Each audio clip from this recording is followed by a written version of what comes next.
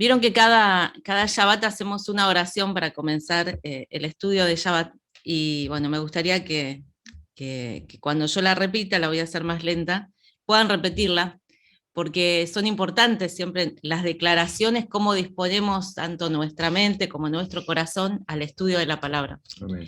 Así que bueno, Shabbat Shalom a todos, y damos comienzo a esta porción en este hermoso Shabbat.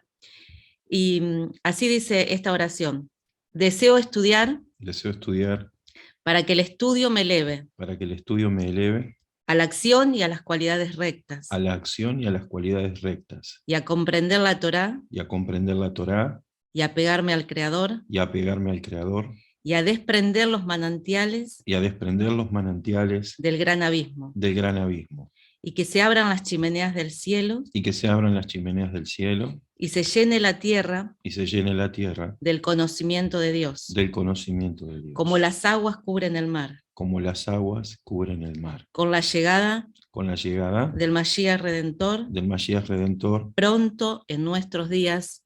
pronto Amén. en nuestros días. Amén. Amén. Amén. Para Yashoftín, entonces,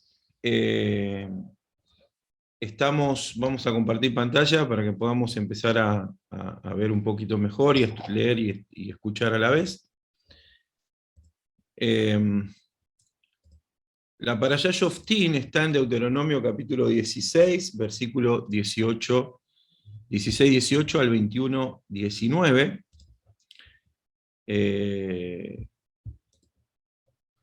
Vamos.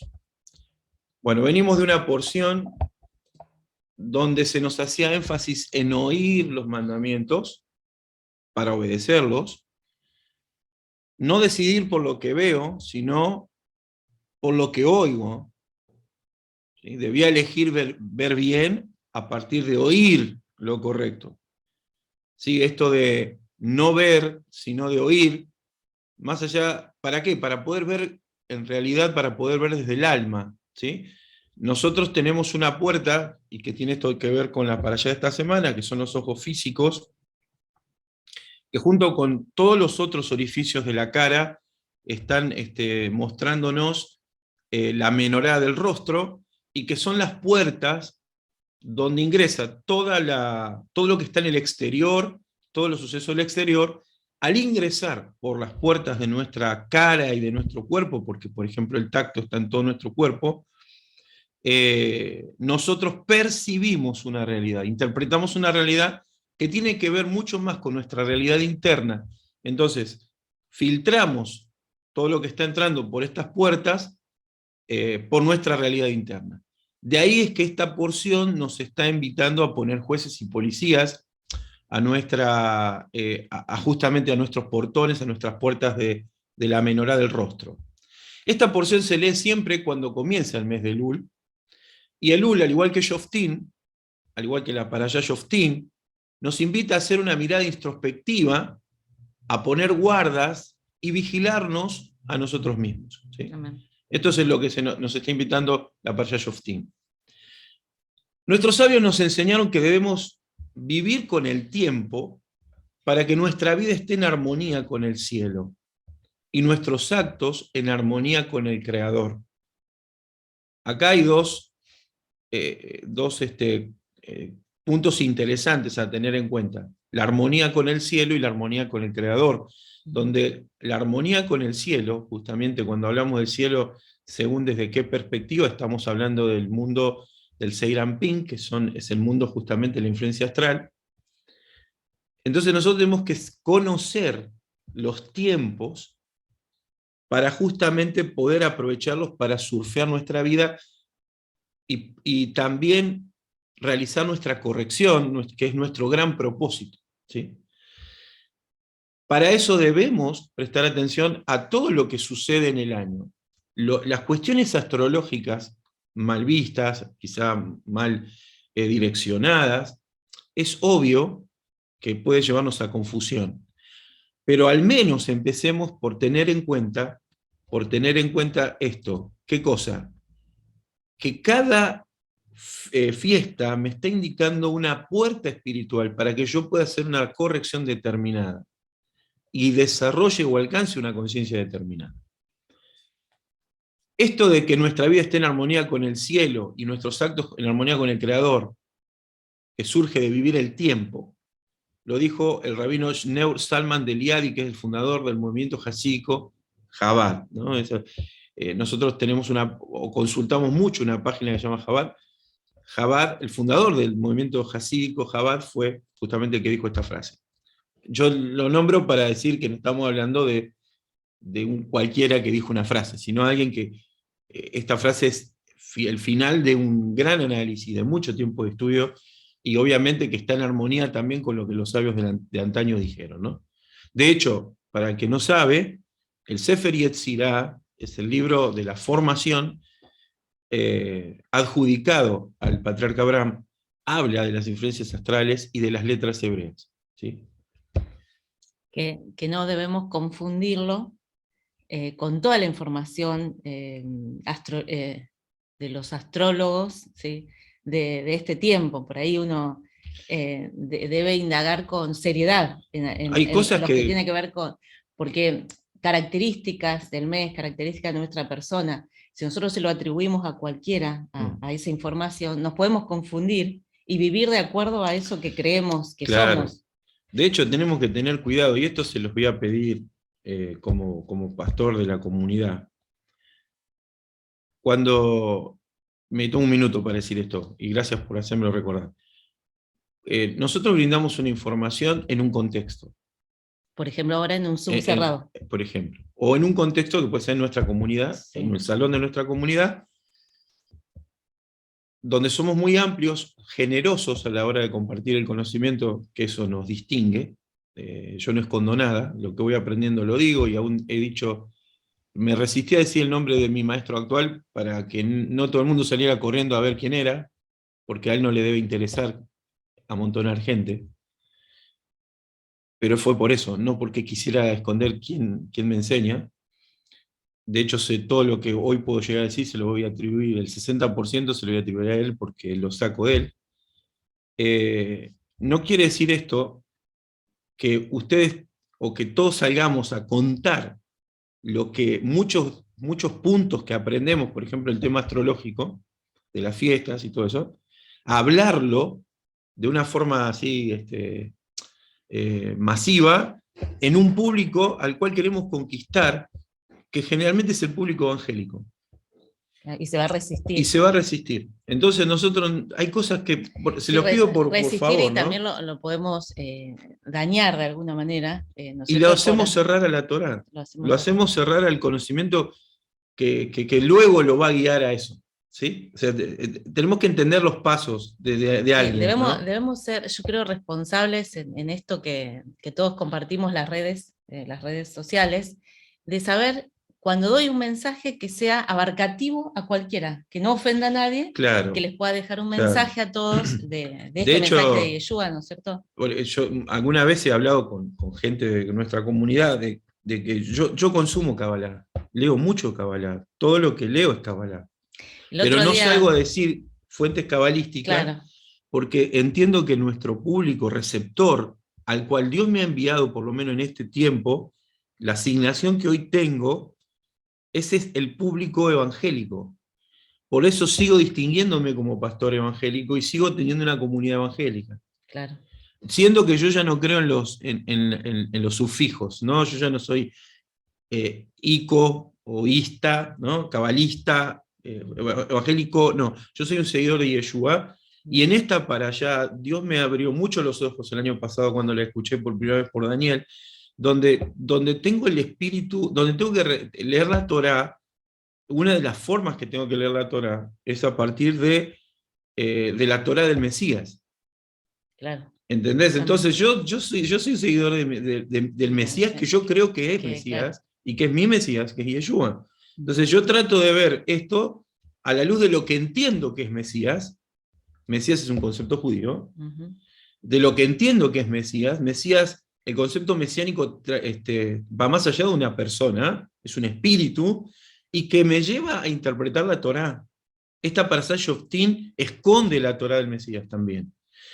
Por lo tanto, yo les voy a pedir a todos que tengan a bien en cuenta Obviamente sí, no puedo obligar a nadie, pero tengan cuidado y tengamos, no cuidado porque podamos compartir cosas que no sean reales. Yo creo Sí, sí. que la No es astrología porque algo que normal tiene que estar escondido, sino es por el es respeto de los tiempos del en los otro. tiempos de los demás. El otro día compartíamos con un matrimonio, me hiciste acordar a esto, Claro. y el matrimonio, la chica me dice que se había juntado con algunas amigas de otras iglesias, y ella le dice, bueno, que está viniendo a nuestra comunidad, dice, pero la pastora de ahí se habla mucho de energía y maneja energía.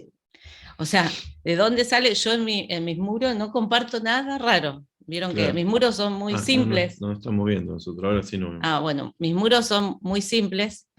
Y de dónde, bueno, lo sacó, Andá a saber. no sé. Entonces, bueno, uno trata de ser siempre, de compartir lo que todos pueden entender. Claro. Por eso hemos sido muy cuidadosos y hace un tiempo empezamos a compartir las meditaciones en mi muro, por ejemplo. Pero aún así, las meditaciones no tuyas hablan de no nada. son agresivas, y por eso yo también las comparto. En un principio yo no compartía tus meditaciones en mi muro, porque entendía que yo tenía que ir dando pasos. Claro. Dando pasos. Hoy hablar de Kabbalah asusta a la gente. Entonces, si yo quiero hacer que encuentren al Mesías en la dimensión que a mí me parece, porque tampoco puedo imponer el conocimiento a nadie, cada uno va a encontrar la vida como puede, con las herramientas que tiene. Por eso no se trata de conquistar religiosamente a alguien. Uh-huh. Tengan en cuenta esto también, ¿no? Nosotros venimos de un contexto católico donde la evangelización es una cruzada, es una imposición de la fe, ¿sí? Entonces no tenemos que llegar a ese punto de imponer. Nosotros tenemos que entender que solamente tenemos que compartir nuestra verdad con nuestras acciones y hablarlas cuando vemos oportuno. La Biblia dice a tiempo y afuera de tiempo, es decir, que no me está diciendo que en cualquier momento. Ahora que entendemos qué significan los tiempos, nos está diciendo que hay procesos que se dan a lo largo del año en momentos específicos que yo los puedo hacer en cualquier otro momento del año, ¿no? Porque entiendo que el objetivo es hacer que la gente pueda conocer a Dios. Pero ahora bien, si yo tengo un público cautivo, que es la iglesia evangélica, que es la que me reconoce, de hecho, el 90% de las cosas que yo escribo y me ponen me gusta, son gente de nuestra comunidad y de otras comunidades de fe. No hay gente que siga el Reiki, la astrología, que me ponga me gusta y le gusta leer lo que yo escribo. Por lo tanto, como yo sé que voy a ese pueblo cautivo y tengo la bendición que muchas personas por privado me escriben de que están descubriendo las raíces y lo quieren compartir conmigo, porque lo van descubriendo, y me pasó esta semana otra vez, donde un hijo de un pastor de una comunidad amiga me dice, Adrián, dudaba en escribirte, pero entiendo que esto lo puedo compartir solamente con vos. Y está descubriendo las raíces hebreas. Ese público cautivo, que es el que podemos llegar, nosotros tenemos que tener mucho cuidado de lo que se comparte. De hecho, yo dudé mucho en compartir, por ejemplo, lo de los escritos de Carpuj cuando llega el Shabbat, porque él dice Shabbat Shalom. Entonces yo sé que esto va a crear una confrontación a la gente. Estuve como 2 o 3 años hasta que me animé a hacerlo. Porque ya hoy todo el mundo sabe que yo guardo Shabbat. Claro, pero siempre Pero fue con guardando el respeto claro. Y el cuidado de no dañar a nadie. Para no dañar a los otros, no para esconder mi fe. Claro. Es como Pablo decía, para el gentil soy gentil, para el judío soy judío.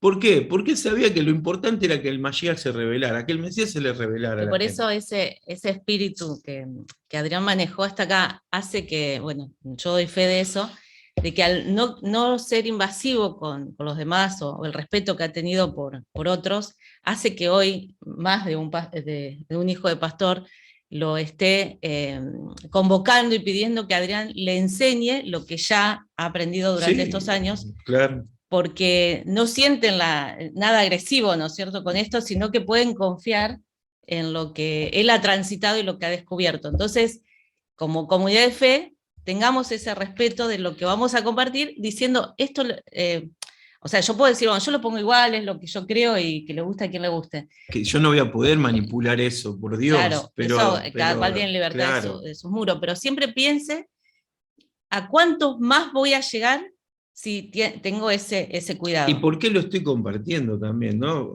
Ahí dice Nora, bueno, que justo saludaban con Shabbat Shalom, Y que en su preguntaba. casa le preguntaban. Bueno, esto es para que tengamos en cuenta qué estamos poniendo. Yo no puedo decir, poner un escorpión grandote y decir, gracias a Dios soy escorpiano, ¿entendés? O sea, tengo que tener muy en cuenta, sobre todo yo, tengo que tener muy en cuenta qué voy a poner. Quiero compartir un regalo que nos da Elul en este calendario divino, maravilloso, la oportunidad de llegar a Elul, que es el último mes del año, y comenzar a tener la conciencia de un reseteo de la vida que va a darse a partir de Rosh Hashanah o de Yom Teruah, Fiesta de las Trompetas en adelante, donde hay un grito del alma para resetearse, para volver a empezar. Y desde esto que se me fue revelado a mí, no digo que sea la revelación profética, pero para mí fue como un impacto ver que a los cabalistas, por ejemplo, se les llamaba los niños, se les llaman niños por la forma por esa forma inocente de indagar en la Torá, ¿no? Y de buscar inocentemente en la Torá. No digo que cuando a Jesús se le acercaban los niños se le hayan acercado estudiantes místicos de la época. Yo creo que a Jesús sí se le acercaron niños en ese momento, niños de verdad, niños de edad, pero sí que importante que cuando Jesús dijo sean como niños, lo que me está hablando es de la inocencia para indagar en la Torá y para hacer preguntas a la Torá. Al niño se le caracteriza por hacer preguntas. El niño pregunta todo por qué. Nosotros asumimos que tenemos una verdad cerrada. Discutía esto con mis compañeros, mis amigos del Consejo de Pastores. Había uno que me decía, Adrián, ya te vamos a convencer, no voy a decir quiénes son, pero ya te vamos a convencer para que pases a ser de la UAD, de la Unión de las Asambleas de Dios. Y le digo yo, ¿y para qué quiere que yo sea de la UAD? Te voy a armar un lío bárbaro en la UAD. ¿Para qué quiere que sea de la UAD? No, porque necesitamos tu sabiduría, pero me lo decía como en forma jocosa, ¿no? Tu sabiduría, para que vos pongas en orden la UAD. Yo no voy a poner en orden nada, porque a mí no me interesa lo que pasa en la UAD. A mí me interesa que la gente viva feliz, no la UAD, ¿no? Pero le digo, lo que pasa en la UAD, ¿por qué la UAD? Yo te digo, un lío bárbaro, porque la UAD tiene una verdad cerrada, es la verdad de los seminarios, la verdad dogmática, ¿sí? Es esa verdad que justamente se sustenta en dogmas. Yo ya no discuto más dogmas. Yo ya no discuto más dogmas, porque entiendo que cada persona precisa pasar por una fe determinada, por un liderazgo espiritual determinado, y hay gente que le van a meter la mano en el bolsillo porque necesita pasar por esa corrección. Habrá gente que va a necesitar ser manipulada porque su alma busca esa corrección. Hay gente que necesita pasar por los maometanos porque necesita esa corrección. Hay almas que van a necesitar pasar por los testigos de Jehová porque necesita esa corrección. Hay gente que va a pasar por las iglesias evangélicas porque precisa esa corrección. Yo voy a pasar por porque necesito esta corrección. Hasta que el Mashiach se me sea revelado. Ahora, sí entiendo que por ahí, no digo que tengamos la verdad, porque el día que yo me adjudique una verdad, ese día morí, porque la verdad no es sellada, reitero, no es absoluta. Sí creo que por lo menos mi intención es buscar lo que el Mashiach entendía, no las verdades dogmáticas. Y voy a tratar de explicar eso rápidamente, porque estas tres Torah que son reveladas aquí en este pasaje de Shoftim, para poder explicarle a las personas que están acá, tienen que ver mucho justamente con esto que estoy hablando yo. Pero, ¿cuál es el gran regalo de Elul? Hacer teshuvá. Hay tres acciones que nosotros podemos realizar para llegar a Elul, para llegar a Tisri, a Rosh Hashanah con el espíritu correcto. Una es hacerse de acá, o sea, hacer actos de generosidad. Hacer actos de generosidad. ¿Sí? Es increíble las cosas que Dios me ha movilizado a hacer en los últimos 15 o 20 días, que quizás no lo hubiera pensado en otro momento en mi vida. Pero sé que este es el momento de establecer para nuestro futuro, Fernanda, y como familia lo digo, y para la comunidad, la prosperidad que vamos a disfrutar el año que viene. Amén. Entonces, como sé que esto era así, digan amén, porque todo lo que el amén podía compartir, hay que salir a compartirlo. Hay que Amén. salir a compartirlo. Lo que tengas, compartirlo, porque estamos sembrando semillas que van a germinar el año próximo. Amén. El UL nos permite eso, ¿no? Empezar el reseteo, empezar a conectarnos con aquellas cosas que debemos transformar de nosotros para tener un año bendecido. Amén. La segunda cosa que tenemos que hacer en el UL es teshuvá. Ahora voy a hablar de teshuvá, hacer el retorno. Y la tercera cosa, como dijimos, generosidad, teshuvá y reconciliación. O sea, busquemos la gente que nos hemos distanciado, pongámonos a cuenta unos con otros, ¿no? Reconciliémonos también con la lectura de la Biblia, reconciliémonos con la oración. La oración es importante. Tefilá es la tefilá, y más en este tiempo, yo creo que la tefilá, que se llama en hebreo, o se le dice en hebreo, itbodedut, que es la oración sentida, la que hace la iglesia evangélica y se pasa horas orando. Es itbodedut, en hebreo tiene la connotación del itbodedut. No lo debemos dejar Plegaria de hacer. personal. ¿Cómo, perdón? ¿Cómo, Irger? Plegaria personal. Es la oración exactamente, que tiene como sentido, no los formatos establecidos, que son importantes, los formatos establecidos son importantes, tienen en sus letras tienen conexión. Ahora ¿no? podemos, desde que aprendimos la importancia del rezo establecido, aprendimos el valor de lo que ya está codificado ahí y la repetición. Claro, ya no es un rezo sin sentido, entendemos qué significa. Claro, y la iglesia rezo. evangélica hizo por mucho tiempo Ibodedut.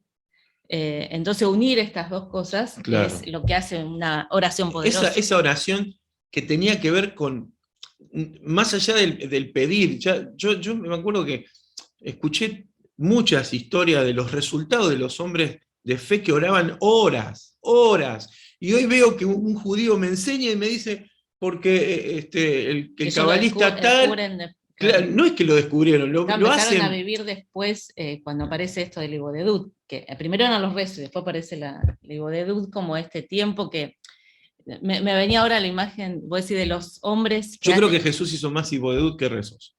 Sí. Pero una opinión personal. El hombre que se arrodillaba y sus rodillas sangraban en la nieve, haciendo oraciones y oraciones, horas en la nieve. 4 horas por noche. En la noche se iba a orar al medio del bosque en la nieve para orar por los demás. Y desataron momentos de milagros, de avivamiento. No recuerdo ahora su nombre. Sí, está en los generales de Dios. Cada tanto yo voy a la biblioteca, me busco algo de esos libros, porque yo estoy conectado a eso. Eso es Ibodedut. El problema es cuando eso lo hacemos dogma. Por ejemplo, cuando la experiencia de Benny Hinn, con el Ruach, con el Espíritu Santo, de repente él lo escribió en un libro, lo dogmatizó. Entonces todo el mundo quería tener la misma experiencia, y entonces viene la gente y te pregunta, ¿cuántos minutos tengo que orar? ¿Qué tengo que decir al orar? Hasta que no abras tu corazón a Hashem y no le des toda tu pasión a Hashem, no va a haber resultados, porque esto no tiene que ver con protocolos. Por eso es que los rezos terminan siendo improductivos. No porque en sí sean improductivos, sino porque la gente los hace en forma mecánica. Entonces hasta lo que parece tu Ibodedut, en realidad se transformó en un protocolo y en una rutina. Porque si vos orás y decís siempre lo mismo, y te va a orar porque hay que orar, y porque oraste hoy, no oré, bueno, andá a orar. De alguna manera mi mamá, mi papá tentaron contra mí, sin saberlo por eso. No, andá a leer la Biblia 1 hora. Obvio que yo trato de tener de eso lo positivo, y digo, mirá cuánto me instruyó ese tiempo de lectura sí o sí, de orar sí o sí, cuánto me enseñó. Pero si yo me hubiera quedado con la rigidez de eso, yo escucho hoy pastores que estoy en algunos seminarios con ellos online, y escucho su discurso, es el mismo discurso que yo escuchaba hace 35 años atrás en el seminario. ¿Qué pasó? ¿Qué pasa? Es que no hay innovación, no hay pregunta, no hay espíritu de niñez. Para volver a Elul y terminar con la parashá de esta semana rápidamente, es que este mes de Elul nos permite poder conectarnos con la Teshuvá. Y acá está, les quiero mostrar en la pantalla la palabra Teshuvá en hebreo. La palabra Teshuvá en hebreo, acá lo tenemos, es Tav, Shin, Vav, Bet, Hei, ¿sí?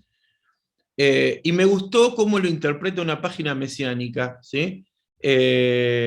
La palabra tab lo marca como retornar, no retornar, sino como un cambio, cross, ¿sí? Eh, para retornar a la gracia. ¿Sí? En inglés, esto está, no es hebreo esto abajo. Digo, para el que no entiende nada de inglés. Ahora, fíjense esto. Esto se puede leer. Recuerden que el hebreo no tiene vocales, sí tiene puntuaciones. Sí. Entonces, cada vez que hay una puntuación, de hecho esto es lo que Jesús dijo, que no hay que agregarle tildes, puntuaciones a nada, ¿sí? Para Ni siquiera una para tilde. no cambiar la Torá, ¿no? El código, lo codificado. Entonces dice, lo que nosotros leíamos es Teshuvá, que era el retorno de la Bab, ¿sí? Que representa el retorno de la Hei a la Bab, en realidad, el retorno de la Hei a la Bab, la Teshuvá normal, la común, la que escuchamos, Teshuvá es el retorno de la Hei, de la última Hei, de la Hei de abajo, de esta Hei, justamente, claro, que es la Hei de Malhut, en el nombre, en el tetragramatón, en el nombre sagrado de Dios, es el retorno de la última Hei, que es como esta, a la Bab. Esta Bab y esta Hei están en el nombre sagrado. Recuerda que es Yud He, Yud y Hei, una Hei como esta, que representa un mundo intelectual que es Binah, Vav, que es esta, y Hei, que es igual a esta. Ahora, esta última Hei no es una cuestión intelectual, no representa el mundo intelectual, sino que representa el mundo de Malhut, el mundo de la materia.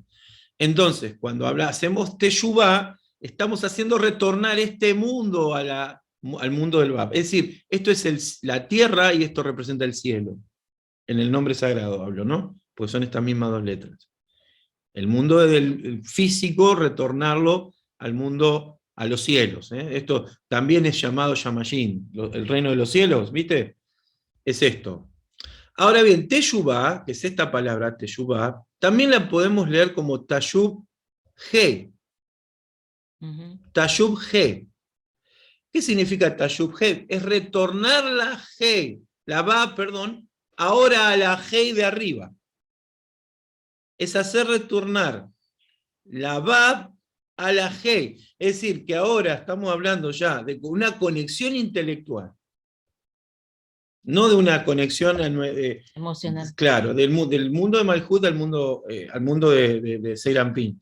Ahora es retornar. O sea, me arrepiento, el arrepentimiento conocido, une el nombre. Me voy de Hei a la Bab. O sea, une el nombre. En realidad la Teshuvá une el nombre. Unir el nombre. Es decir, trae la Hei del mundo de Malhut, que estaba separada, la une al resto del nombre, a Yud He Vav.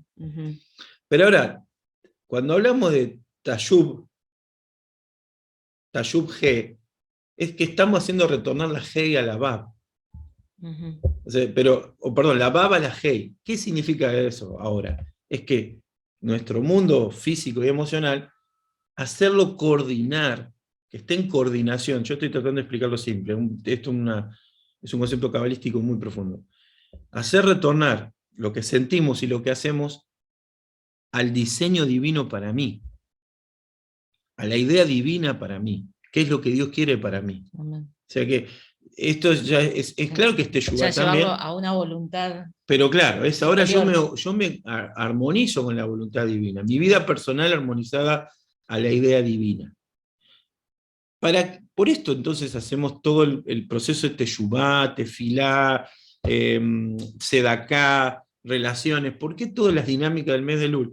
Para poder retornar a Biná, porque las fiestas santas nos conectan con Biná. Ya sea de Biná hacia abajo o de abajo hacia Biná. O sea, tenemos que estar preparados para eso. Cuando no podemos tener revelación divina para nuestra vida, no podremos manifestar dones, manifestar la abundancia, si hay una descoordinación. Si justamente lo que pasa por nuestras puertas en esta porción es tan vital, y junto con la porción la semana pasada, son tan vitales estas porciones, porque de alguna manera van a determinar en qué mundo yo estoy viviendo. Si yo quiero llegar a Biná, a la matriz, al nuevo nacimiento, porque Biná me habla de nuevo nacimiento, yo tengo que aprender a identificar aquellas pequeñas zorras, como dice el libro de Proverbios, que están minando mi huerta. Por eso se necesita un nuevo entendimiento, una nueva red neuronal, ya que ahora estamos más familiarizados con los términos neurocientíficos, ¿no? Amén.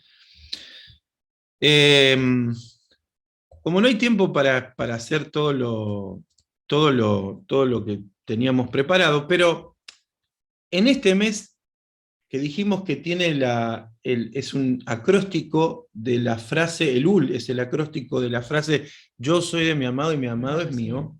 Amén. Pero fíjate que dice yo soy de mi amado. ¿Quién es primero? ¿Quién es el que identifica a quién le pertenece? Yo. Yo. Y quien habla es Malhut. Yo, porque habla de la mujer, que representa a Malhut. O sea, yo ya sé a quién le pertenezco. ¿Quién es mi amado? Yo corro hacia mi amado. Esa es la teshuvá. Yo, la Hei de abajo, que va a la Bab. Yo corro hacia mi amado.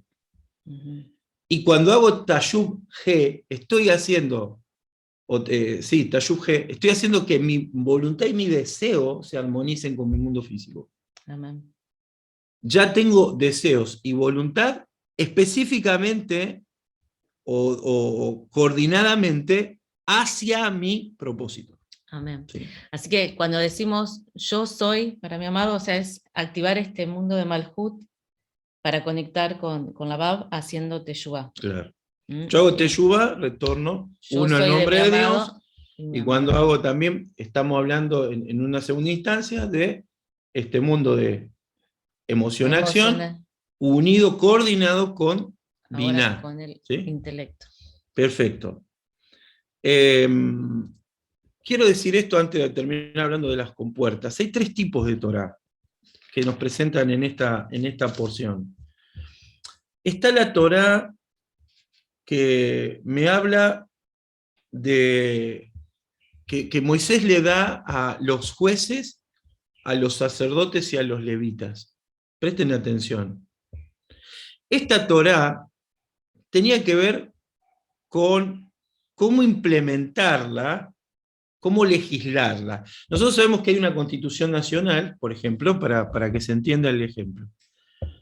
La Constitución Nacional de un país, para implementarse en el momento, se tiene que hacer adaptaciones. O sea, nosotros tenemos la misma Constitución Nacional de 1852, creo que, 1851, 52, no me acuerdo ahora. Tenemos esa Constitución Nacional hoy, pero para poder implementarla en nuestra sociedad hoy, se fueron adaptando, se fue implementando el poder legislativo, y el poder legislativo es el que determina los cambios, no de la ley en sí. No se está cambiando la Constitución. De hecho, viste, cuando, no sé si te acordás, hasta la primer gobierno de Menem, por ejemplo, uno de los cambios de la Constitución, los gobiernos presidenciales duraban 6 años.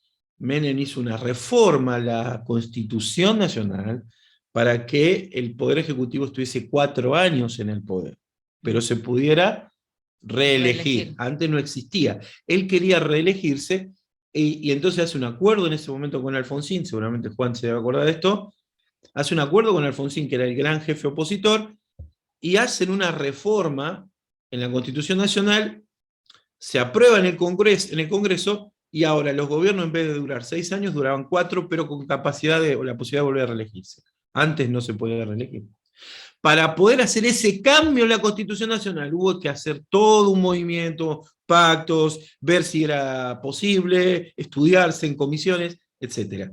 Ahora, todo lo que nuestro Congreso decide, salvo que haya que cambiar la Constitución Nacional, lo que hace es legislar actualmente la ley de la Constitución.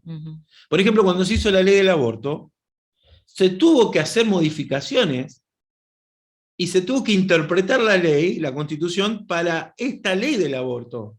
A ver si era constitucional o no. Esa es la gran discusión, ¿te acordás? ¿Por qué se pregunta si es constitucional? No para ver si está explícitamente en la Constitución, porque no está explícitamente quizá en la Constitución, pero entendiendo el espíritu de la Constitución Nacional y lo que la Constitución Nacional dice, ellos tenían que implementar una legislación Que no fuera a un contradictorio. problema nuevo, Claro. que no fuese contradictorio a la Constitución. Había un problema actual que solucionar, un tema de actualidad, y había que ver si no violaba lo que ellos querían imponer y no violaba la Constitución Nacional. Obvio que violó la Constitución Nacional y no le importó, no hay problema, los aplaudimos, le decimos gracias porque esto marca el final de este tipo de gobiernos. Cuando aparecen cosas así, ya sabemos, a Macri le pasó, le va a pasar a cualquier otro. Para eso tenemos que estar nosotros orando y clamando al cielo para que se cumpla, para que Argentina entienda, ¿no? Bueno, pero eso es otra discusión aparte. Ellos tuvieron que ver si esto no violaba, y de hecho, por ejemplo, ahora quieren imponer el consumo de la marihuana y empiezan diciendo, por ejemplo, para consumo medicinal. Van a empezar por acá, porque seguramente que hay un negocio, ¿no? Pero hay que, antes de autorizarlo esto, el Congreso tiene que ver si no viola algún punto de la Constitución Nacional. Los jueces, los sacerdotes y los levitas estaban para eso, para legislar la Torá en el momento presente. Vos venías, por ejemplo, hoy, no se puede encender fuego en Shabbat, ¿sí? Uh-huh. Pero hay microondas. Viene alguien y te dice, bueno, rabino, o le dice a los jueces, si tuviese ese sistema, sí, ¿no? Rabino, ¿qué hacemos? Está el microondas. ¿Se puede cocinar en microondas o no? ¿Es prender fuego eso? Entonces, ¿quién decide, claro, si el microondas se puede usar? El que lo decide es el juez, el sacerdote o el levita. El sacerdote que vos tengas. El sacerdote, el levita, en ese momento, pero obviamente claro, estamos hablando de hoy. Hoy dice, la Torá dice explícitamente, Fer, escrita, vamos a lo escrito. Sí. Después veremos lo demás. Por eso, pero hoy, si estamos hablando de un fuego que había que hacer todo un trabajo para encender ese fuego. Entonces hoy alguien viene y te pregunta, sí, ¿puedo prender el microondas? Yo no sé qué decirle porque eso es una ley que tiene que ver el Sanedrín. Bueno, pero te digo, cada cual tiene alguien que le da a uno como ese permiso, claro, o ¿qué hago? Sería muy soberbio, claro, de mi parte decir, pregúntenme a mí cómo hacerlo. Escúchame. Pero la Biblia dice que o sea, si yo pongo en internet y digo, bueno, un rabino dice que no hay que encender, el otro rabino dice sí encender el microondas. O sea, yo no puedo ir a buscar a internet que alguien me diga, sino hay legislaciones, con que yo me congrego. Pero por eso esto que estoy diciendo, yo no lo quiero decir explícitamente, pero esto distingue al judaísmo de nosotros. Claro. Una cosa es la Torá que está escrita y la otra es la Torá oral. Uh-huh. La Torá oral necesita la interpretación de justamente lo que está escrito, te lo interpreta. ¿Y quién lo interpreta? Jueces, judíos, el Cohen, el sacerdote y los levitas. Uh-huh. ¿A quién? Ese sería como el Congreso de la Nación judía, claro, que existe ahora. Estoy hablando de los tiempos de Moisés, ¿no? Hasta los tiempos de Yeshua. De hecho, a Yeshua lo juzga el Sanedrín. Uh-huh. ¿Sí? ¿Se entiende? Justamente, ¿quién determina la pena de muerte? ¿Y por qué lo mandan a Yeshua a matar por los romanos si ellos no se quieren ensuciar las manos? Hay toda una explicación de eso histórica, por eso nosotros no tenemos que quedar nosotros con lo que leemos, porque lo que lo escribieron son judíos que entendían qué pasaba en un Sanedrín cuando pasaba esto. El Sanedrín que, mientras durase su mandato, mataba a más de una persona, mandaba a matar más de una persona, se catalogaba como el Sanedrín sangriento o asesino. Así que imagínate quién miembro del Sanedrín iba a querer pasar a la historia como un Sanedrín, como alguien que conformó un Sanedrín violento. Nadie. Evitaban esa Por supuesto que no iban a querer mandar a matar a nadie. Pero sí mandó a matar a uno.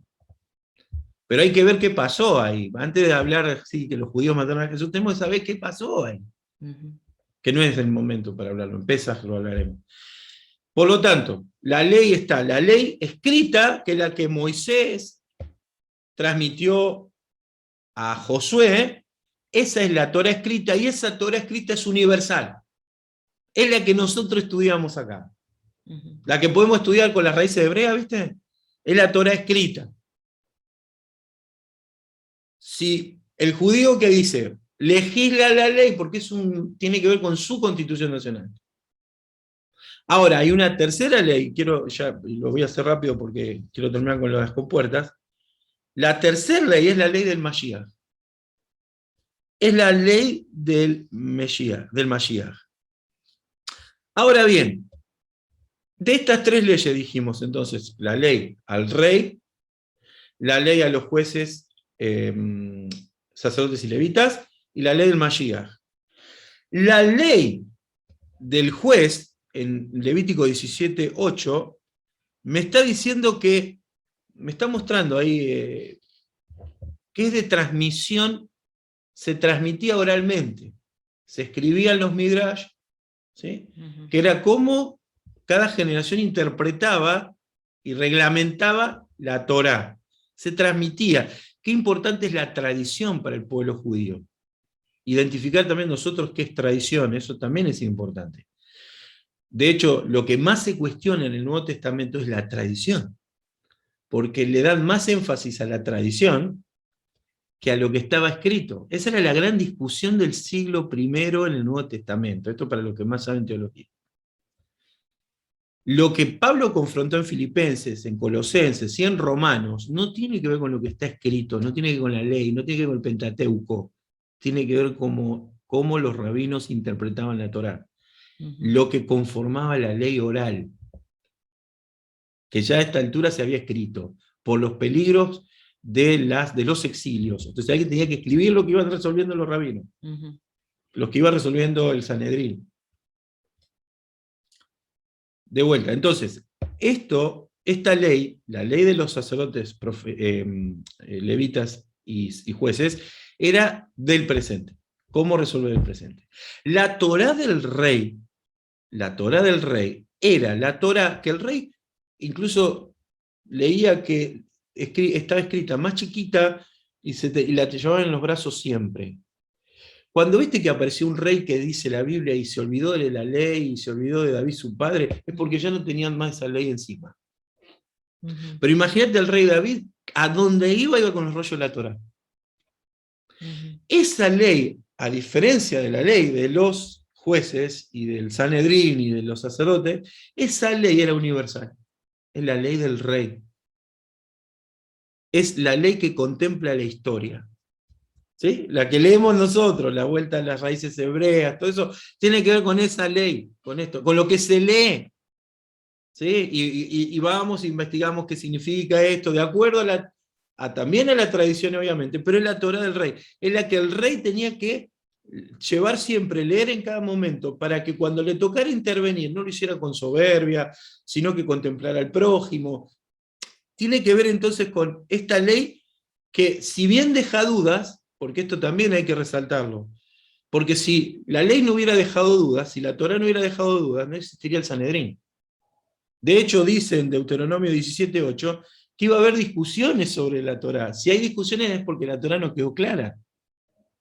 ¿Se entiende? Pero la Torá, la Torá fue revelada a un pueblo, y la oral sobre todo, fue revelada a un pueblo que tenía que manifestar a Dios al mundo. Por eso ellos usan tzitzit, por eso todo lo que reglamentó la Torá lo tienen que usar para distinguirse. Esa Torá oral es ¿qué hay que hacer? ¿Cómo hacerlo? ¿Qué hay que hacer y cómo hacerlo? Imagínate, y decía Daniel este ejemplo. Uy, la ya está. Decía Daniel, imagínate que Dios dice a Moisés, decirle al pueblo que use tzitzit. Entonces Moisés le dice al pueblo, bueno, tenemos que usar tzitzit. ¿Qué son los tzitzit? ¿De qué color? ¿Cuántos nudos? Bueno, eso es parte de la Torá oral. Eso reglamenta el mandamiento. La Torá entonces pasaba viva de una generación a otra. Tenés que usar tzitzit. Cuento lo que mis padres vivieron en el desierto, cuento lo que mis abuelos vivieron en Egipto, lo voy transmitiendo. Y esto es maravilloso porque es lo que mantiene actualizada la Torá. Nosotros con la Torá del Rey también tenemos que hacer el mismo trabajo, y con nuestra Torá oral también. Hay leyes que son nuestras en nuestra casa. Cuando vos levantás el celular un Shabbat y le mandás un mensaje a nuestras hijas, a nuestros yernos, de lo que yo estoy contando de la paralla, es una forma de transmisión. Seguramente mis yernos y mis hijas van a hacer lo mismo con sus hijos, cuando no estén más en sus casas. Es la forma de transmitir. Y después está, por último, la ley que Moisés le transmite a Josué. Esa ley es la llamada la ley del Mashiach. ¿Viste que dice que Josué no salía del tabernáculo de reunión? Se la pasaba estudiando el tipo. Sí.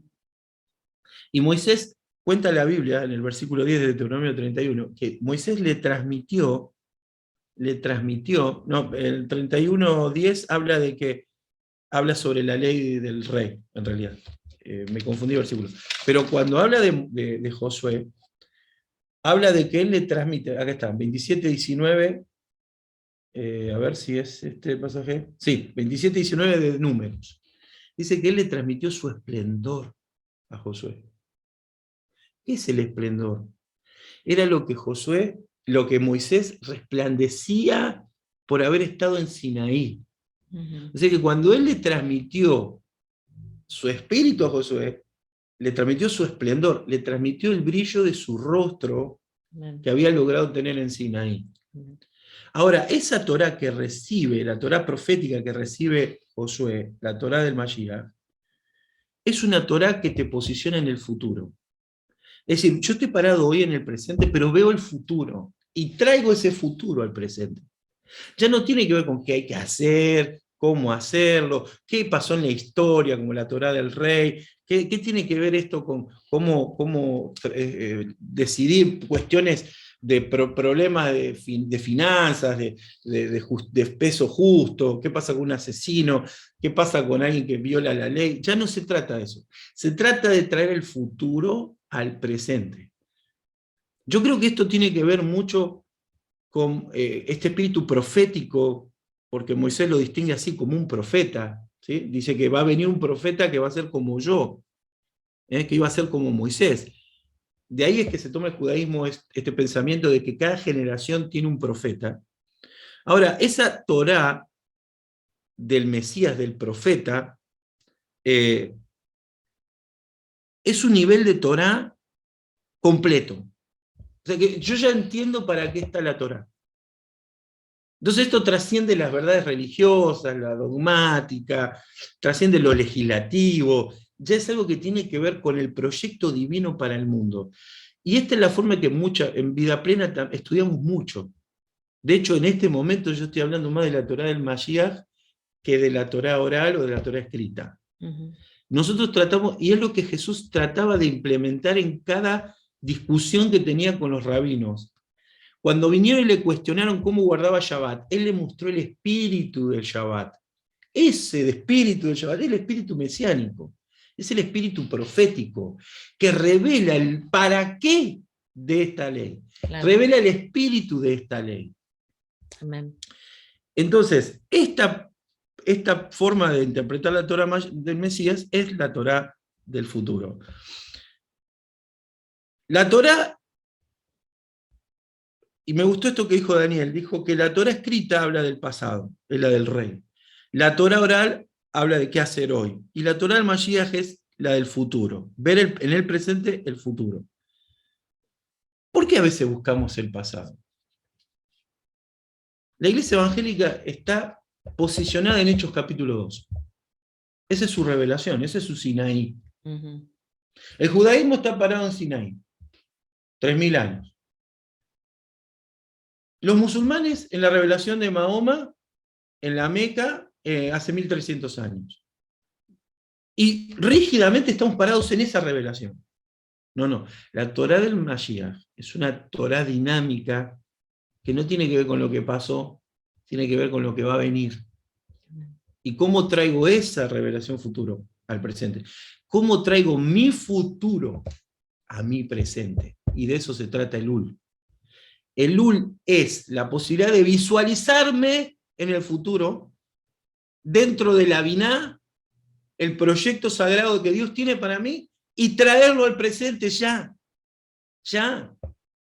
Por eso la visualización, por eso las disciplinas. Es cómo traer eso que está en mi futuro, traerlo a mi presente. Si no hay esa proyección mesiánica de mi crecimiento espiritual hasta la estatura del varón perfecto, ¿cómo traer esa realidad a mi presente? Con metas claras, con objetivos claros, teniendo en cuenta que no estoy atravesado por dogmas, ¿no? ¿Cómo hago? El Ul es la posibilidad de romper paradigmas y creencias para poder llegar a revelar al Mashiach en mí. No dentro de mí oculto, no, en mí, en mis acciones, en mis proyectos, en mis deseos, en mi planificación. ¿Cómo hay que luchar con uno mismo para poder establecer planes y metas? Me gustó mucho lo de Fito, y termino con esto y meditamos, y tenía todo lo de los portones para hablar, pero me gustó mucho lo que Fito dijo cuando habla de la foto. ¿Cuánto nos cuesta establecer con claridad el futuro? El futuro, ¿cuánto nos cuesta con claridad determinar nuestro futuro? ¿Se entiende, Fer? Porque te veo medio distraída, ¿no? Bueno, No. Hay una realidad externa, termino. ¿Qué es lo que nos pasa? Por eso no logramos muchos objetivos, porque no tenemos en claro esta visualización que estás hablando. Ese es el gran problema nuestro. Decimos cosas, por ejemplo, decimos que queremos cierta clase de vida, decimos que queremos tales logros, pero no los vemos. Y como no los vemos, no vamos a poder jamás alcanzarlos. Mashiach, Jesús me da la posibilidad de visualizar. Jesús nos ofrece, y Yeshua nos ofreció una vida en libertad, un soltarnos de las historias familiares. Lo repetimos, y lo repetimos, y lo repetimos, pero no nos vemos. Como no nos vemos, ¿qué es estar libre? Pero ¿qué es lo que más nos quedamos los cristianos de Jesús? Con lo dogmático. Con lo dogmático, Fernanda. El otro día escuché un pastor que me dice, ¿vos lo conociste a Lucas Leis? ¿Lo escuchaste a Lucas Leis? Sí, lo he escuchado 2 o 3 veces. ¿Qué te parece? Digo, me parece un genio ese muchacho. Es doctor, es abogado, y aparte es coach, ¿viste? Es un pastor de jóvenes, muy importante. Él estuvo después de Dante Gebel en la Catedral de Cristal como pastor de jóvenes. Sí, a mí me gustó mucho, pero hay muchas cosas que no estoy de acuerdo con lo que dijo. ¿A la luz de qué? O sea, ¿por qué no estás de acuerdo? Por lo dogmático. ¿Por qué le ha dicho algo que no entra en tu dogma? ¿Por qué no tratar de ver las verdades, la verdad, el espíritu de lo que quiso decir? Claro, en eso nos perdemos. Nos perdemos en los dogmas. ¿Entendés? No, es muy difícil salir de lo dogmático, porque creemos que lo doctrinal es dogmático. Hemos confundido la doctrina con lo dogmático. Lo dogmático son pareceres humanos, pareceres de hombres, que formaron una religión por su revelación personal. La doctrinal es lo que es inamovible.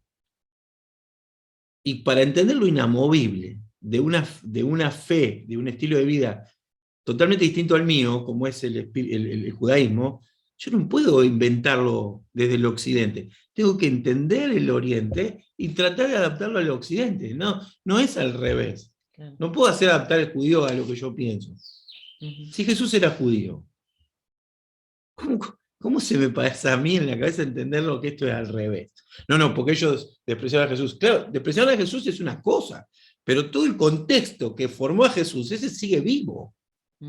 Jesús leyó los Midrash, Jesús se empapó en el Talmud, Jesús tenía que ir al Sanedrín, Jesús se tuvo que circuncidar, Jesús tuvo que guardar Shabbat, tuvo que ir a la sinagoga, o sea, todo ese contexto. Seguimos una fe oriental, pero con un parecer occidental. Claro, y, bueno, nunca nos dimos cuenta de eso, porque bueno, así la recibimos, así la hemos practicado, pero nunca nos hemos cuestionado lo que hoy, gracias al Señor, que llegó un tiempo de una revelación del Espíritu en el que cuando dice que el Espíritu está hablando y quien quiera oír, oiga, estamos en ese momento de la historia porque hay cosas que jamás se nos hubieran pasado por la cabeza. Por ejemplo esto, es decir, si estamos siguiendo una fe oriental, pero la queremos interpretar desde el occidente y la queremos traer a nuestra forma. Por eso, cada cosa que recibimos, como recién hablábamos de los Rosh Hodesh, estamos hablando de un Rosh Hodesh que se está hablando en Oriente, pero nosotros lo queremos vivir con nuestras formas occidentales. Entonces, ¿qué hacemos? Nos vamos a cómo se vive en Occidente la astrología, y no tiene nada que ver. No. La interpretamos por eso y la fe y las vivencias. Entonces cuando alguien te dice ¿y por qué decís eso? ¿Y ustedes qué quieren hablar en otro idioma? O sea, todos los cuestionamientos son occidentales. Sí. Por una fe que inventamos nosotros. Por una fe que inventamos nosotros. Entonces, por eso, entender Oriente, cómo se vive allá, y después tratar de traerlo a esta porción, Shoftim nos muestra el celo que tenía Israel por la Torá. tanto que tenía gente que la miraba con perspectiva histórica, gente que la miraba con perspectiva actual, y gente que la mira con perspectiva futura. Es como, Mirá bueno, cómo la preservaron, ¿no? se me venía no sé si nos están viendo ahí, si ese hombre que puede venir de la selva, una historia que se cuenta, y que si un hombre que viene de una selva donde por ahí hacen sacrificios humanos, y de repente entra a un quirófano en medio de la ciudad, y se va a creer que lo están matando, o que lo están descuartizando, y no va a entender, porque su contexto, lo que él vio hasta ahí era que descuartizaban seres humanos, no que se lo sanaba un ser humano en un quirófano, Claro. cuando había un doctor con un bisturí. Entonces, nosotros queremos interpretar las realidades, por ejemplo, de la fe, desde nuestra mirada de cómo hemos sido formados y educados. Así es. Y ahí, bueno, vienen todas nuestras confusiones. Para unir esto a los portones y meditar, Uh-huh. ¿qué quiero experimentar en mi vida? ¿Cómo quiero vivir? ¿Quiero vivir más materialidad o quiero vivir más espiritualidad? Entonces, según mi respuesta, si quiero ser cada vez más espiritual, entendiendo lo que significa ser más espiritual, más espiritual significa conectándome más con mi esencia. Uh-huh. No quiere decir que te vas a desconectar de la materia, porque sigo estando parado acá, en una silla acá, con una computadora acá. O sea, yo no, pero entendiendo la materia, eso es el espíritu del Mashiach. Entiendo la materia. Entonces, ¿qué quiero ser? ¿Quiero ser más parecido a Jesús? Entonces, pregúntate, ¿qué estás mirando? Por ejemplo, la televisión. ¿Qué mirás? ¿Qué escuchás en la radio? ¿A quién le prestás atención? ¿A quién escuchás? ¿Qué olés? Entendiendo que olfato está, según los sabios cabalistas, representando a Tiferet, ¿no? Que incluye todas las 6 sefirot emocionales. O sea, entonces es, ¿a qué huelo y qué huelo? ¿Qué comparto? ¿Qué espíritu comparto? Tengo que contemplar quiénes son los que me están rodeando y cuánto me influyen. También significa esto. Si estoy tan cerca, por ejemplo, si fuera un judío yo que estuviera hablando de esto, es si estoy cerca de una mujer y que huelo. Hasta eso. La boca Malhut. Son los portones. Si quiero llenarme de Torah o quiero vivir en la materia. Si quiero sanar mi pasado porque entiendo mi futuro, ¿sí? ya en función de futuro, no en función de tener paz y alivio, no, en función de mi proyecto de Biná, de Dios para mí, yo ya sano. Por eso a mí me... Es importante eso que no sé si es lo que estás diciendo. Hay que ver qué interpretaste vos. Pero sanarme, o sea, sanarme porque tengo una proyección de hacer algo. En futuro, o sea, en de un función futuro. del futuro. Y no me sané, no por sanarme, me sané de decir, ya está. Me siento bien, sané mi pasado, sino que tengo que sanar o soltarme de ese pasado porque tengo algo que hacer. Claro, es parte del tikkun. Cuando hablo de tikkun, no hablo de futuro. Claro. O sea, no hablo de sanar para atrás, hablo en sanar en función del futuro. Amén. El tikkun es sanar el pasado en función del futuro. Un sanarse, un para, porque hay una intención de ese sanarse. Claro. Entonces, por eso tengo que comprobar mis compuertas. Entonces, hay que escuchar divinidad, hay que ver divinidad, hay que oler divinidad, hay que tocar divinidad y hay que hablar divinidad. Esa es la forma de corregir nuestros portones. Y para eso Dios nos dio la Torá, y para eso Dios nos dio el Mashiach, y para eso Dios nos dio pastores, y para eso Dios nos dio maestros, y para eso también Dios nos dio los videos para que podamos ver qué piensan los judíos, y con todo eso armar mi propia Torá, pero siempre pensando en la Torá espiritual. ¿En qué? En mi función futura, en función del futuro, traer eso al presente. Amén. Amén. Vamos a meditar y terminamos.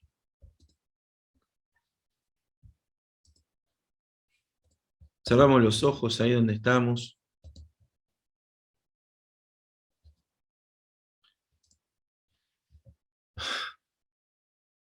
Gracias, Señor.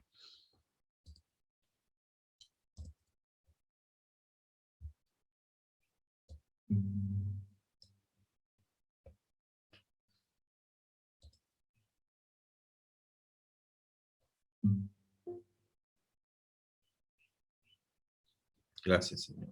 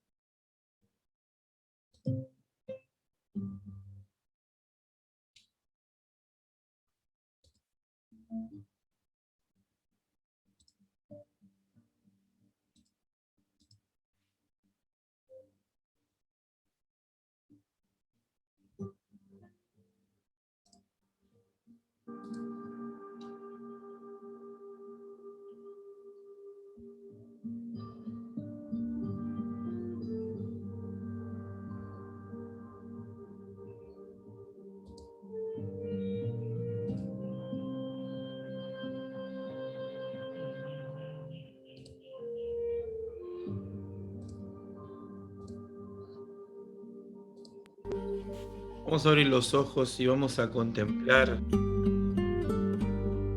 la figura que ven en su teléfono, en su computadora.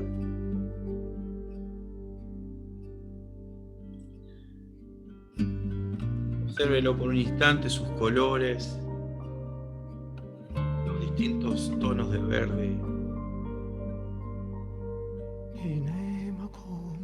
Y trate de ir más allá de lo que ve. Trate de ver no solo la belleza de una flor, lo perfecto de una hoja, colores intensos. No trate de ver al creador detrás de esa flor, de esos colores. Vea más allá, trate de ver más allá.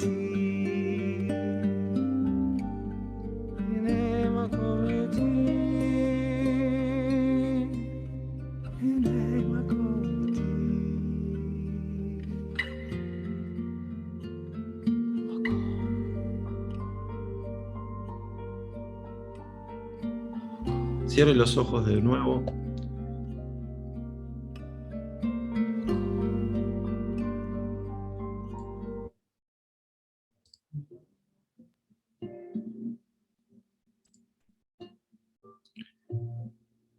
El fin de esta visión que tuvimos recién era poder darnos cuenta de que debemos ampliar la visión. Es penetrar más y más en lo infinito. Es no ver el objeto material en sí, sino ver más allá, ver el Creador. Cuando a todo lo que vemos le ponemos esa intención de ver más allá de lo que solo se ve, entonces estaríamos yendo más allá de una simple observación. El rey David dijo en el Salmo: cuando veo tus cielos, la obra de tus dedos, digo, ¿quién es el hombre para que te acuerdes de él, para que tengas de él memoria? ¿Quiénes somos? Y termina diciendo él: Adonai nuestro Señor, cuán grande es tu nombre sobre toda la tierra. Es ver esa grandeza del Creador en toda su creación. Es ver más allá, en la perfección de un niño, en la voz de un amigo, aún en aquello que los hombres crean y edifican, ver el Creador. Ver al Creador. Lo segundo que tenemos que hacer ahora es aprender a escuchar. Escuchar este sonido.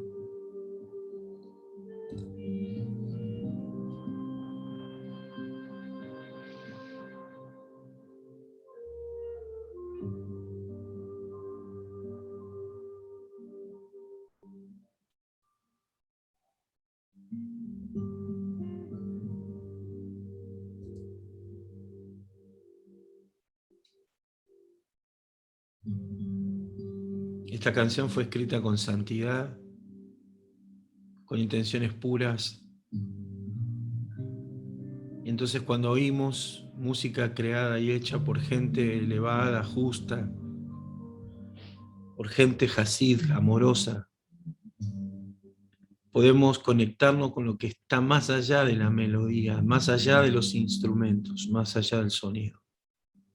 Nos conectamos con las intenciones puras de quien las ha compuesto a la canción. Escucha, escucha al Creador.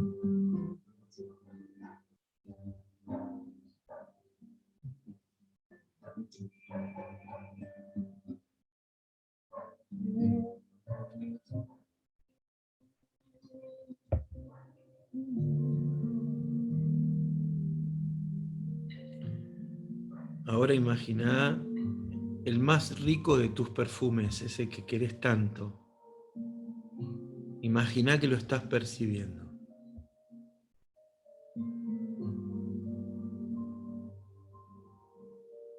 Trata de diferenciar sus diferentes aromas.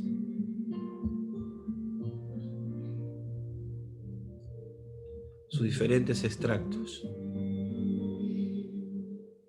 Trata de percibir la divinidad ahí.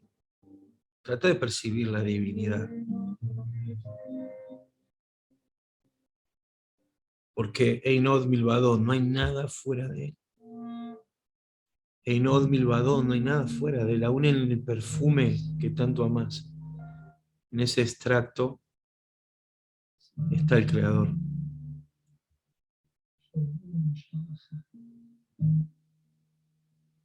Por último, meditamos sobre las puertas de nuestra boca.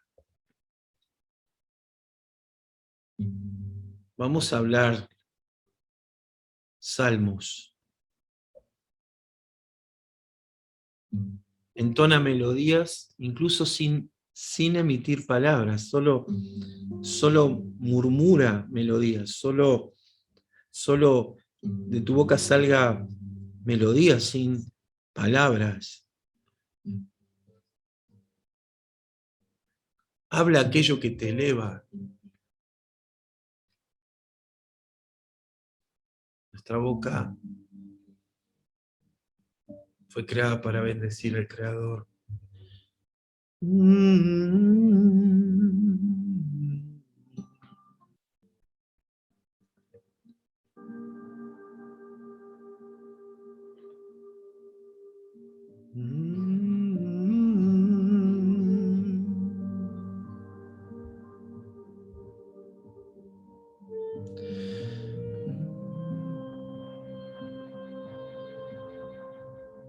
Señor, percibimos en todo lo que nos rodea tu divinidad.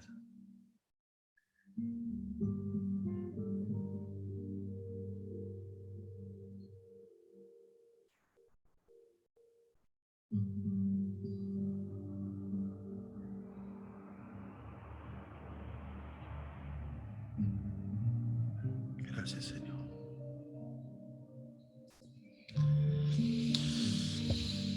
Respiramos hondo y profundo. 1, 2, 3, exhalamos.